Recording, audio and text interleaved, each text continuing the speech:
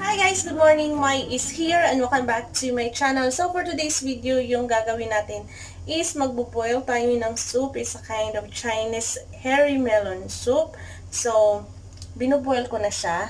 Kanina nag-film ako kung ano yung mga ingredients, mga ganyan. And now, nilagay ko na siya for boiling. And then, let's just wait for about 1 hour na ipa-boil siya hanggang sa mag-boil na siya.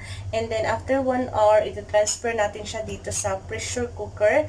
And then, let's just keep it there until 5 p.m. Kasi 5 p.m. to 6 p.m. Kasi mga ganyan na time, mga 6 p.m. Nagpe-prepare na ako for dinner. So, tsaka ko siya i-reheat for sometimes 10 minutes to 30 minutes yung pag-reheat ko sa kanya. Tsaka ko siya isi-serve for dinner. So, yun yung gagawin natin today, guys. It's a kind of like cooking show, pero hindi talaga ako yung parang cooking show kasi hindi naman ako master chef. Master chef. Ano lang, ordinary lang tayong tagaluto. So, I just want to share this so and pang-compilation ko na rin. So, yun yung gagawin natin today. So, yeah, anyway, balikan ko kayo maya if na-boil na to siya, and then dito kasi sa ano namin is may timer siya. So, pag mag-ano ka ng timer, tapos i-ano mo lang for 1 hour, and magbo-boil na siya alone until 1 hour, and then mag-a-alarm siya if tapos na yung boiling, and yun, ita-transfer na natin dito sa pressure cooker. So, anyway, balikan ko kayo maya. See you! So, nag-start na siyang mag-boil. And now, let's set the timer.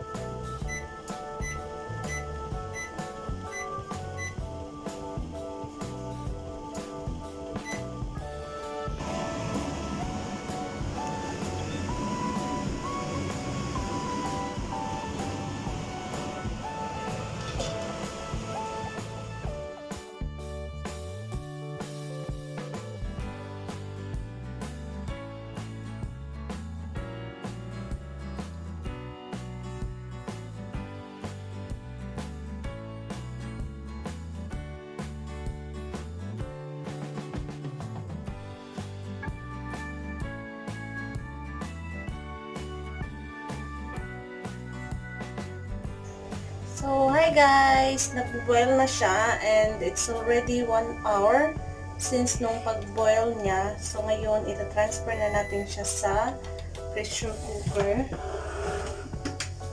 So, maganda pag may pressure cooker kayo kasi hindi siya yung safe siya sa, ano pala, yung safe siya sa gas.